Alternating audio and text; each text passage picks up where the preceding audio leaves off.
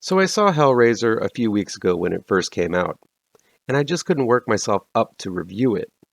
The original Hellraiser was such a poignant film for me as a blossoming horror fan, and while I have endured the sequels, this really was the first time I found myself rooting for a segment of this film series to actually be worth watching.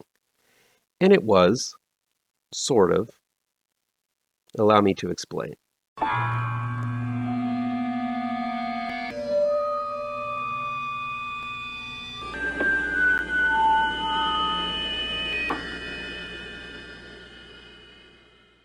Welcome back to ML Miller Frights. I'm ML Miller. Before we begin, please do me a favor and punch that like button down below. Share this video with all of your social media addicted pals. Click subscribe to this channel and ring that bell for notifications. Hellraiser is streaming on Hulu. It's directed by David Bruckner and written by Ben Collins, Luke Piotrowski, and David S. Goyer. Riley, played by Odessa Azion, is a directionless addict. Her brother Matt, played by Brandon Flynn, his boyfriend Colin, played by Adam Faison, and their roommate Nora, played by Eof Hines, are trying to help her rehabilitate herself. But Riley's boyfriend Trevor, played by Drew Starkey, drives her back to the drugs and a life of crime whenever she sees him. After she begins using again, Matt kicks Riley out of the apartment, and Riley, with no place to go, shacks up with Trevor and gets involved in a robbery that takes place within an abandoned storage crate. Inside the crate is a single safe, and inside of that safe is a box that those who have seen any Hellraiser movie will recognize. Once in possession of this box, Riley begins fiddling with it, opens it, and unleashes the Hell Priests, aka Cenobites, and opening the gates to Leviathan, the omnipotent embodiment of hell itself. Meanwhile, a millionaire named Voight, played by Goran Visnid, seeks to open the box to gain power like he's never imagined before. Had I written my Hellraiser review directly after seeing it, the film probably would have gotten a sparkling, knob-slobbering review from me.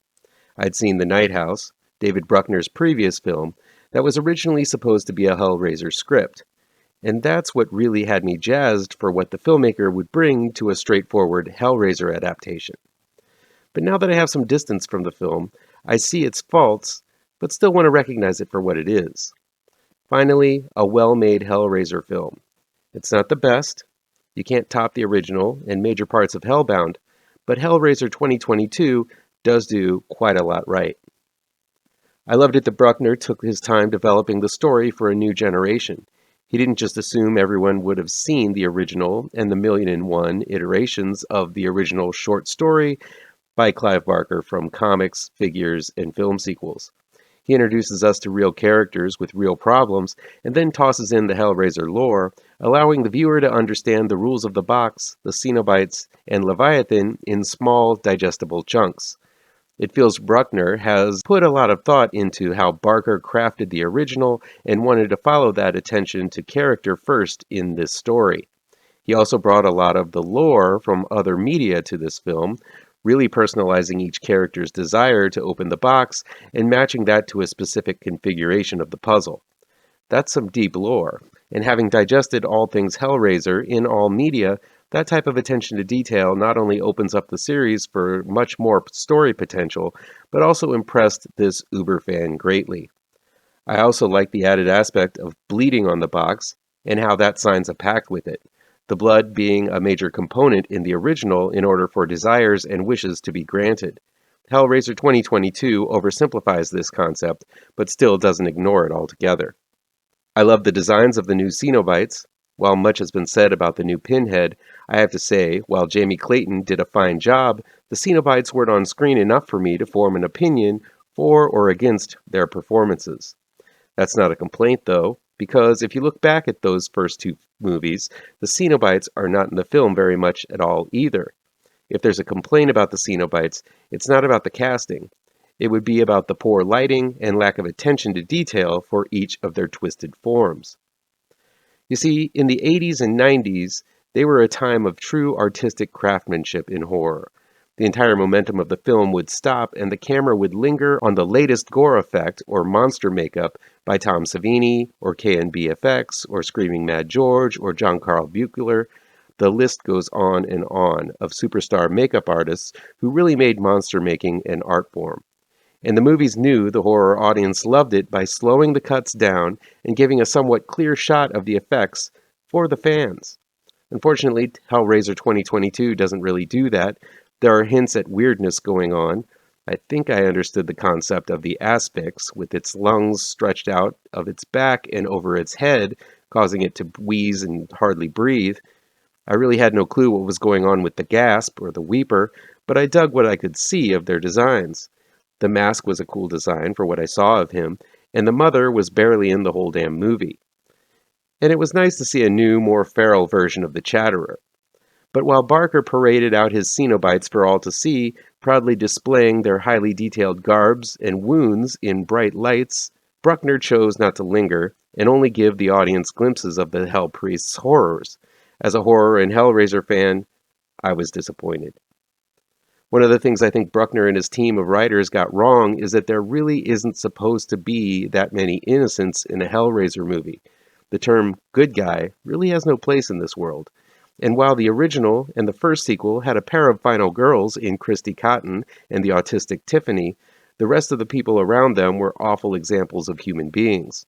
In the original Hellraiser, the humans were the monsters. The Cenobites were just doing their jobs they were designed to do.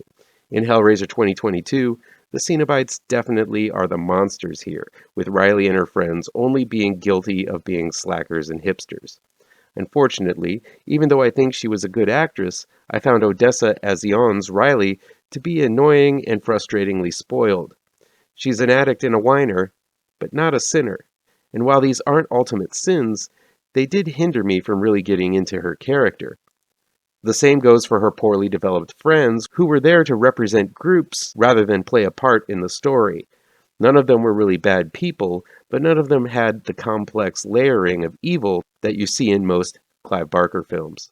Sure, Voight was a bastard, but he was only in the movie at the beginning and the end. In the original, the sinful relationship between Frank and Julia was front and center. Larry was bitter for being a pushover and a cuckold.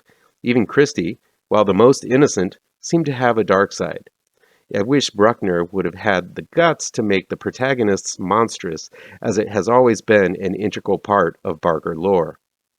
There was also a stank on the original Hellraiser that felt shocking, fresh, and downright dangerous to watch. While BDSM can be seen worn on the streets today, believe it or not, those leather garments were downright shocking back in the day. I didn't want a repeat of the S&M wear, and I think using body modification as an alternative was a good step, but I wish the film would have taken the body horror to the next level and really given us something that felt as dangerous as the original film did. Again, maybe it was there and the editors refused to keep it in, or maybe the lighting hindered shots of some really uncomfortable stuff going on. But everything about Hellraiser, from the trashy romance between Julia and Frank to the design of the Cenobites, felt trend-setting and taboo. 2022's Hellraiser came up light in that aspect. The climax gets really messy. With the cast spread out and so many of them alive, it requires some of the cast to wait and kick the dirt while other necessary scenes need to happen. Riley is off trying to save her brother's lover, while Voight and Riley's boyfriend really are just sitting around and bleeding, waiting for her to return. The Cenobots are literally waiting on the periphery for some kind of force field to be let down. This lack of anything to do for a large chunk of the cast in the climax just feels like the script needed more passes to get it right. As it is presented, it felt sloppy and not really well thought out. While the very end felt poetic and actually resonated with me quite a bit, enduring that mishmash climax made the trip to the end a really rough ride. I prefer Bruckner's much more subtle take on the lore in The Night House, and if you haven't seen it, fans of Hellraiser really should check that one out. While it's not a dedicated sequel to the series, you can tell how that movie could have easily been one of its more effective installments. It's quite awesome. I guarantee Bruckner's original take on Hellraiser 2022 was most likely a little more subversive than the movie we all saw, but studio intervention made Bruckner amp up certain cashable aspects like making the Cenobites serve a more monstrous role in the film and heightening the spectacle of it all. Still, the original was a simple haunted house movie and really didn't have a lot of bells and whistles to it other than an intricately blueprinted story and lore full of imagination and potential. I think a less ambitious and more subdued story would have made Hellraiser 2022 a much stronger outing, but with folks relying on this film to be a major reboot and refreshening of the Hellraiser property, something big and bawdy had to be done, so I understand the movie we got. Now that I've gotten that out of me, I do have to say that despite all of these gripes, this is my third favorite Hellraiser movie, and maybe my second. It has its faults, but I'll watch this one before I revisit Hell on Earth and all of the Hell sequels that came after that. I hope Bruckner decides to revisit the Hellraiser series because some of the designs were on point and he's got a lot of the lore right. It ain't perfect, but for a movie series like Hellraiser, it's one of the best. I know that's not saying much, but for me, I was glad to see what I saw of the Box, Leviathan, and the Cenobites in Hellraiser 2022.